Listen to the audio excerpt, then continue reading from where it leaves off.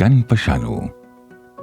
És un petit nucli de cases habitades al límit amb el terme de la Torre de Claramunt.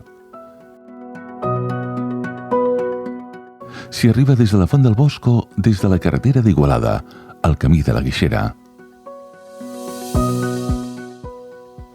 La casa més antiga, Cal Pau de la Dona, és de l'any 1520, però les altres cases es van construir a mitjans del segle XIX.